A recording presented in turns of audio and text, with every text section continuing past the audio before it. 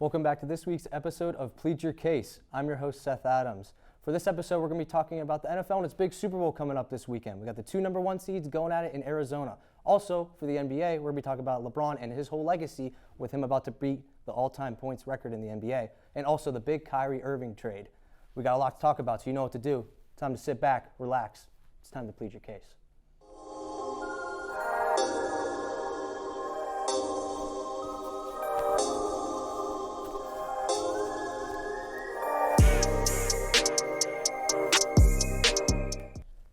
We're going to start this episode with the big Super Bowl coming up this weekend. I'm here with Dean Shazer and Benicio DeFalco. And boys, we got a really good Super Bowl coming up here. We got the two number one seeds going at it.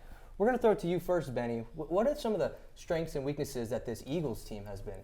Some of the strengths for the Eagles I wanted to start with was the Eagles' defense as a whole. They have 8 sacks in the postseason, 44 in the regular season. Hassan Reddick has 3.5 sacks versus the 49ers. He's going to have to do that if they want to win versus the Chiefs. Their ability to get Patrick Mahomes will have to be a difference maker in this game. They made a statement with their ability to run the ball this postseason. I feel like their secondary as a whole, Darius Slay, James Bradbury, C.J. Gardner-Johnson, doesn't get much better than that. And then the biggest weakness I noticed is their ability to get A.J. Brown the ball, at least in the postseason. They've connected 7 for 14 times, only combining for 50 yards in 2 games. For the Eagles, they're going to need A.J. Brown to be a difference maker in the Super Bowl. Yeah, like you mentioned, A.J. Brown not being a factor. I also wanted to comment on Jalen Hurts not being able to get it done through the air as much as he would like to, like he did against New York compared to San Fran. Obviously, San Fran, one of the top defenses in the league. But Hurts and Josh Johnson had the same QB rating. I know Johnson played a significantly less amount of snaps, perhaps, than Hurts, but their QB rating was the same. Josh Johnson only threw for 40 yards less than Hurts. Purdy was perfect until the injury, 4 for 23 yards. Look, I think that's their biggest weakness is Hurts' arm on the passing game, because if they're not versatile with the run game, he hasn't been getting it done through the air like some Eagles fans and other NFL fans rooting for the Eagles would like to see. Yeah, I can't agree with you on the passing game has been really weak for this team. It's been really lackluster. Really, I don't think they don't have a single passing touchdown, and it's just been all run for these guys. Even though Jalen Hurts, he's been more of a running back, honestly, getting 2 touchdowns in the postseason more than he only averages about 130 passing yards. But still, I feel like their strengths are this whole team in general. Their offensive line is unstoppable. They have big guys on the line that can get it done, and their run game has been pretty solid throughout these last couple of weeks. Now, Dean, let's talk about the Chiefs. What do you think some of the strengths and weaknesses are for them? Well, I'm going to start with some weakness. Like you mentioned, the Eagles, staying on the topic with them, they have one of the top O-lines we've seen in a few years with Mailata, a rugby player from overseas, Kelsey, Lane Johnson, veterans who've been doing it for years at a high level. But Mahomes is the X factor. Everyone in America knows it. We all know it. 330 yards, 2 touchdowns in the AFC Championship game on one foot pretty much with that high ankle sprain. And he threw for a 67% completion percentage. Pacheco is going to be a big factor also. They want to get this run game going just as much as the Eagles want to get their run game going. So that's my main factor is Patrick Mahomes, and obviously running the ball wins games. As you said, having Patrick Mahomes, there's always a chance to win. Look out for Travis Kelce to have a big game versus Eagles secondary. Chris Jones had 2 sacks versus 49ers. Hopefully he can keep up his postseason streak, although he didn't have one prior. The experience in the postseason, they've been here before. They've been here in 3 Super Bowls in the past 4 seasons. The biggest weakness, though, I would say for these Chiefs are the receivers, with guys like Juju Smith-Schuster being questionable. McCole Hardman is out, and Kadarius Toney is questionable. The Chiefs are going to need some help at that receiver position. Now, we did see Marquez Valdez-Scantling break out for a game versus the Bengals. He had a good game. Do you guys think we'll see it again versus Eagles? Yeah, he had the season highs in each category for yards and receptions. He tied his season high reception with 6. And he went for 6 for 116 and a touchdown. Speaking of which, that's 2 touchdowns in 2 games for him. He had one against the Jaguars also.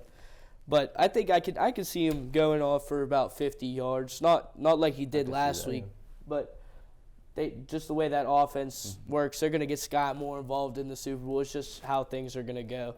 You'll see he might have 70 yards. This Chiefs offense is so unpredictable. Look out for him in the return game, too. It's so good in so many ways. And, yeah, more rookie, versatile.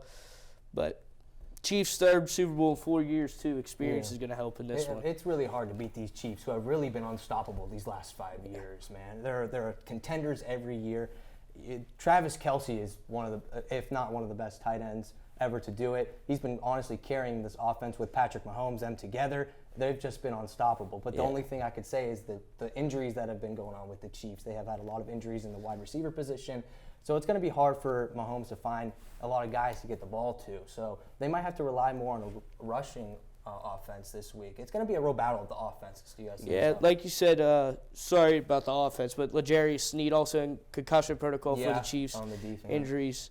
But they said he's expected to play, but if not, that depth at the defensive back position is real shallow because they have 2 7th-round rookie corners as their 2 starters if L'Jarius Sneed doesn't play. All right, guys, so we've been talking a lot about, let's shift a little bit. Instead of some football, let's talk about the Super Bowl commercials, which are some of the reasons why people even watch the Super Bowl.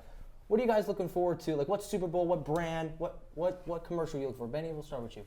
The NFL 100, seeing the stars of the past and future all together. It's always a good one. It's always a good. classic. It's an instant classic. Seth, we talked about it. Doritos always pulls through with a good commercial, and I also threw in Mountain Dew. I feel like Mountain Dew.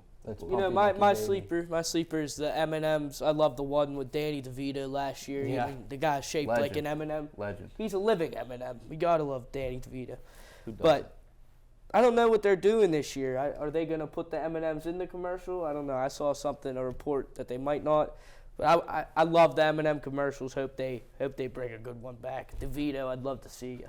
I love the Doritos commercials. I feel like they bring a sense of humor to it. When your team's not in it, you're like, yeah, let's watch this team. But when your team's not in it, you're like, whatever. So when the commercials come on, it's kind of something to look forward to. And I love the Doritos commercials because they always make me laugh. There's always something goofy or something stupid to just like throw you off and make you laugh. Can never predict them. They're always all over the place. But anyway, boys, let's get into the real thing of things. Who's winning? What's the score? Who's the MVP? So I got Kansas City's going to take this one. It's going to be hard to beat the best quarterback in the league. We saw it for the past 23 years with a man who just retired. They call him Tom Brady. Some of you may have heard of him, some of you not. But Chiefs are going to win this one 34-23. Mahomes is going to get the Super Bowl MVP, and if it's not, it's Pacheco. Benny. I'm going to agree with you here, Dean. Give me the Kansas City Chiefs 31-24. Give me Patrick Mahomes, Super Bowl MVP. No, I'm gonna go different, guys. I'm gonna take the Eagles, man. They've been real good. Birds. They've been looking hot. They have a lot of momentum. Sorry to say that word, but they have a lot of momentum in this playoffs. They've been doing a lot. They beat the teams like Josh Johnson. They beat them like how they should have. They beat them by a lot. They didn't keep it close with their fourth-string quarterback. They beat them by a lot, which is why I think the Eagles are gonna win 28-24, and Jalen Hurts is gonna be the MVP. That's all for this segment. Stay tuned for more NBA action right here on PYC.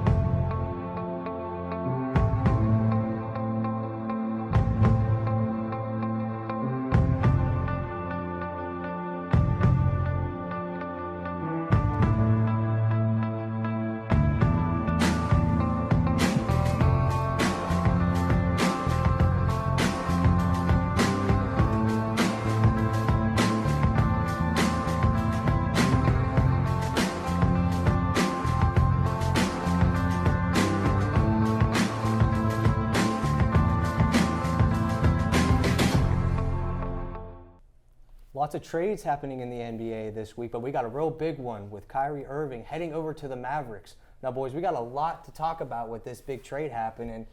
Who do you think really won this trade overall? Dean, we're going to start with you. Who do you think really won this trade? I mean, I think it's pretty obvious that the Mavericks needed that big piece to become a contender. They've been looking for it, and they got it. Kyrie Irving, He's a stud. He's been one of the top skill players in the league for the past decade. I mean, the guy, he's been to multiple NBA Finals. He has a championship ring with LeBron.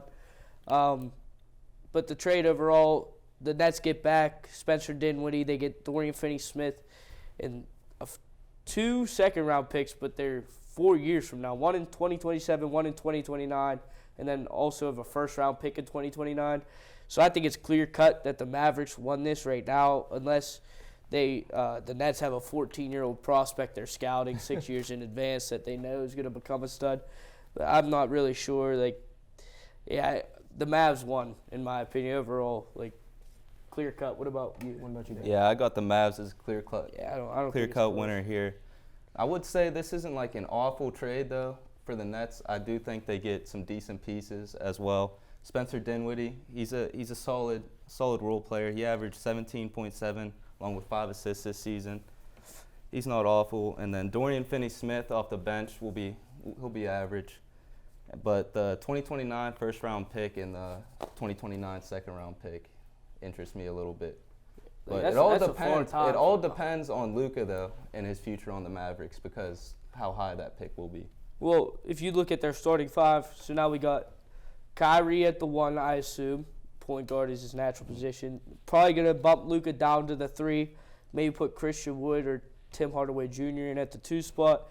Then you have Dwight Powell and JaVale McGee, although the Mavs were rumored to look to try to move JaVale McGee. This is going to be interesting. The trade deadline is always interesting. Yeah, I think the Mavs really got the win with this trade. I mean, these picks are so far into the future, you don't even know if they're going to be that beneficial for you. Yeah, these are guys still in high school, honestly. Yeah, these prospects that you're preying on will do you good in the future. But the Mavs really got the win with this one, getting Luka his dominant second, because when he's out there, sure, he's a big captain. He can take control of the court.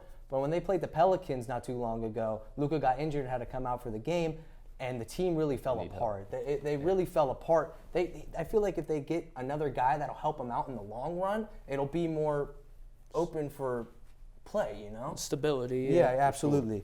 So we're going to go to the Nets. We're going to talk more about the Nets here. Do you think that the Nets, what do you think they're going to do now? How do you think they're going to do? I saw a lot on KD wanting to get traded, but that's not necessary. If you're the Brooklyn Nets, that's the last thing you want to do. And that's the last thing you need to do, especially after getting Spencer Dinwiddie back, who was a solid piece for them, even when they had Harden and Kyrie. But Cam Thomas, this young kid, he's 21 years of age and just dropped back-to-back 40-point games in back-to-back nights, which this kid, I haven't really heard of him until recently. I mean, that's impressive. 47 in a loss to the Clippers and then 44 in a win against the Wizards. So if they get Cam Thomas, KD, and Dinwiddie going, KD is enough of a man to take a team to the playoffs as it is. But he still has a lot to prove in his career, I feel like. I agree with you, Cam Thomas. He's been balling of recent. And Dorian Finney-Smith adds some size that this Nets team needed.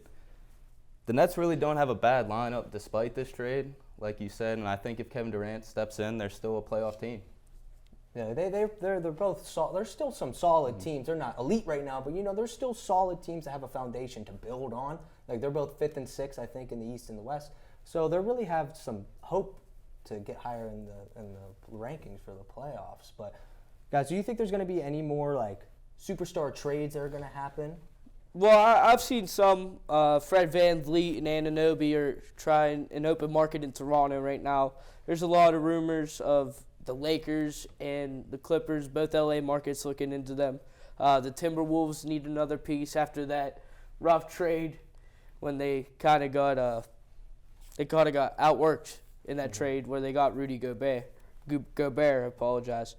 But that's really it. I haven't seen much else. But a lot of these teams need superstars if they want to make a run, especially the Lakers. Mm-hmm. And it's LeBron, with LeBron being 38 years old. He's getting to his time. They're going to need something other than Russell Westbrook and Dennis Schroeder and Pat Bev. So I saw some rumors of Isaac Okoro outside leaving the Cavs, them trading him away for a piece. I mean, I think that would help the Cavs, their long-term goal of winning a championship. I think they have a good young lineup. Donovan but like Mitchell. you said, like you said, the Lakers, they need to make a move. Every time I watch a Lakers game, they're in it the last 2 minutes, and LeBron just drives into the paint and does it all himself. He has no help out there. Pat Bev usually throws in a turnover or two in there. It's just hard to watch the Lakers in the last 2 minutes. So let's go back to the Mavs a little bit here. They just got this new guy. They got 2 superstars now. Do you think they're going to fold, or do you think they're going to keep going with it? Do you think they're going to rise up to the top? Go ahead, Benny. You start us off. Every time you get into the Western Conference playoffs, you got to face the Golden State Warriors. Kyrie Irving has had Steph's number the past couple years.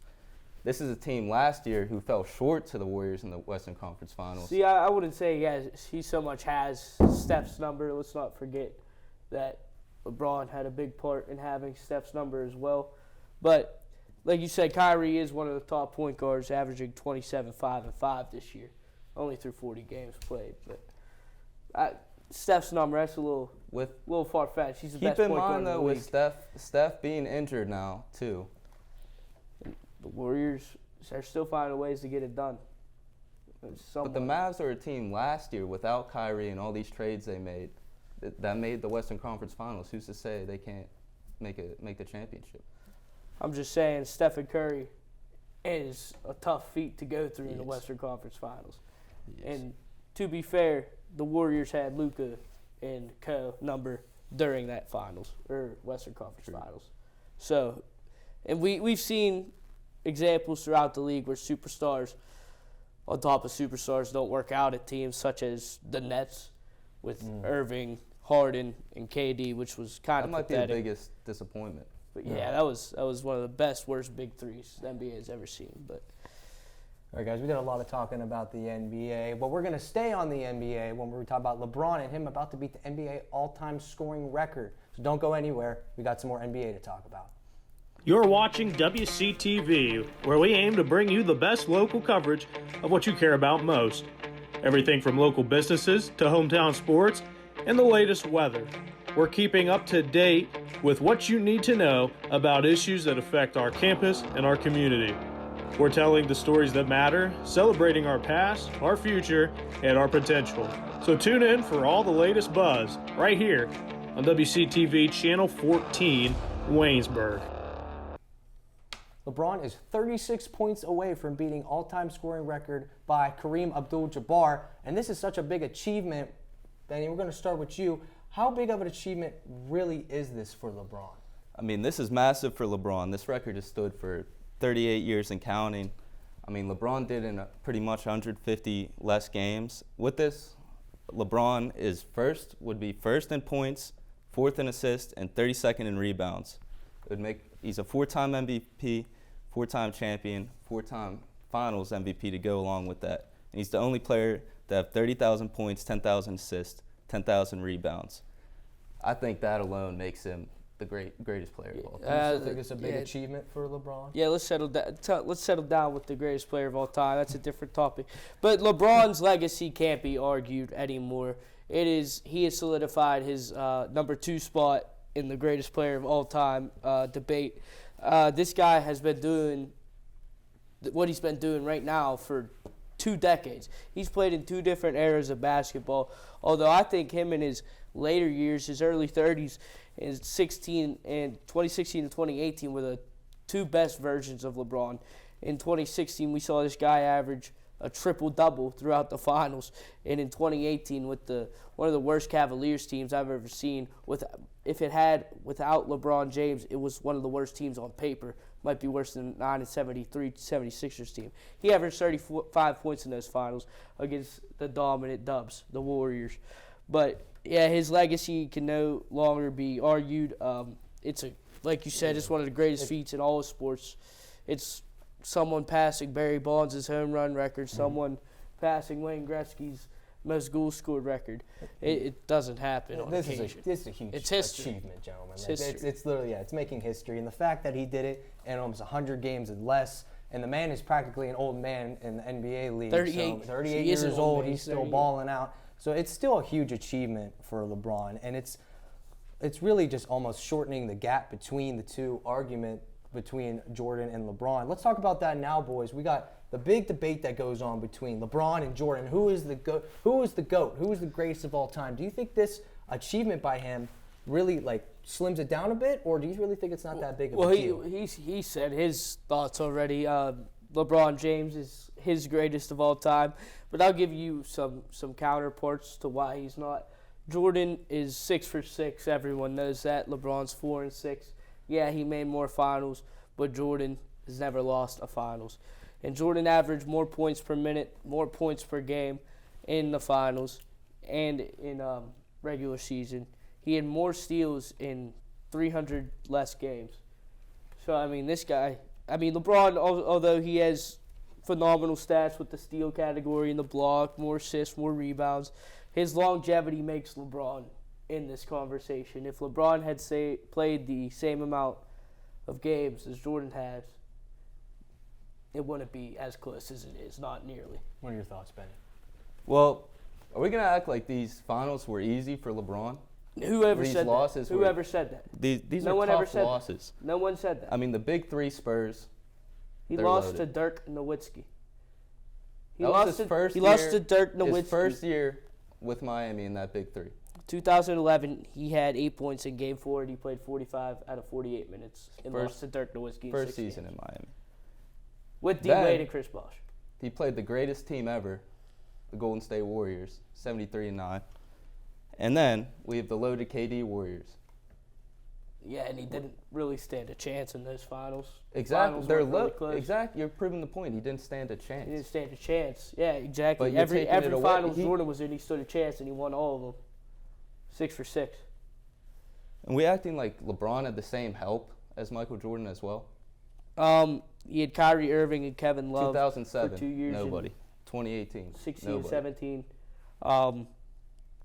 He had the big three in South Beach for a long time. They've had around the same amount as help their whole careers. Okay. Other than 2007, no help for LeBron. Carried that team. I'll give you 2018. that. Did he win the finals?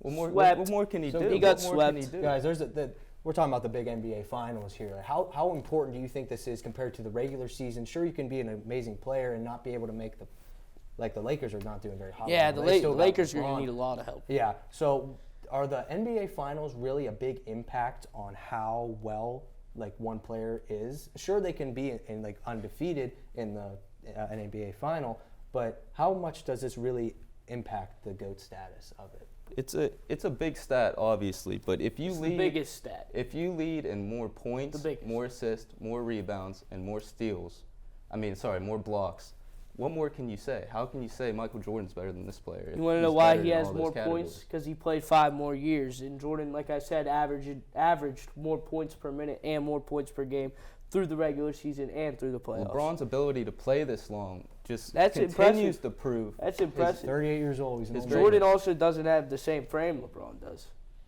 Who's all? And that's a big if. If he did this, then this would have happened. And I do have an if. If Jordan played the same amount of games from his last game to where LeBron James is now at 14, 10, and counting, he would need to average 25 points a game to get how many points LeBron has now, which he already did in his career by averaging 30.1 points per game his whole career. You say And Jordan. LeBron's under 30 points. So You Jordan's say- a more efficient scorer. He's more of a winner. Now, what would you say if LeBron, in my opinion, I think he still has 4 or 5 years left to play in this league. If he goes on to get another championship or 2, what do you say?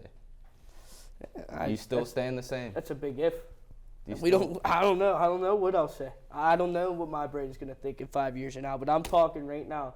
And right now, LeBron has still yet to show me that he is better than Michael So, Jordan. Dean, you don't think And that- I don't care that him breaking the points record happened. Like I said, longevity's a thing. It's gonna happen eventually. So do But you what think were you if saying? LeBron keeps staying in this league and putting up numbers like he has, do it's you gonna think be there's very, going to be very, a very more good of an chance that he argument? can be up there. Do you think so? I mean- There's been a lot going on with LeBron these last couple of 20th years. year in the league. Do you He think might that- be 25? You know, it's a basketball team. There's a lot of there's no I in team. There's got to be a lot of people surrounding that person to win not NBA Finals. Do you think that some of like either Michael Jordan, LeBron single-handedly ever won one of these NBA Finals for them? I don't think so. No, And- you couldn't say that.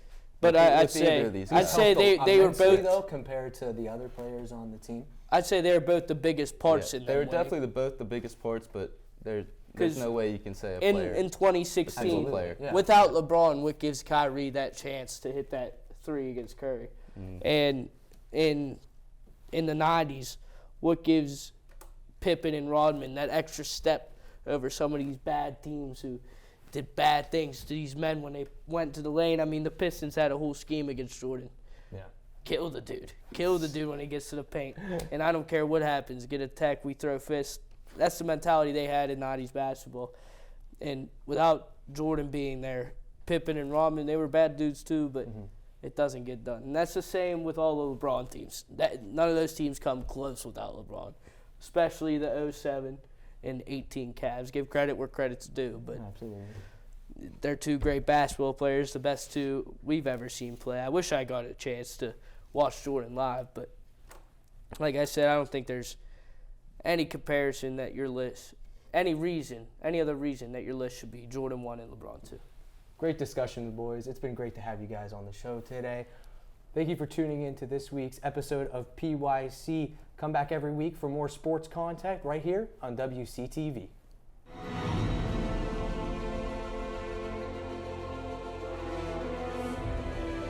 This has been a production of Waynesburg Community Television.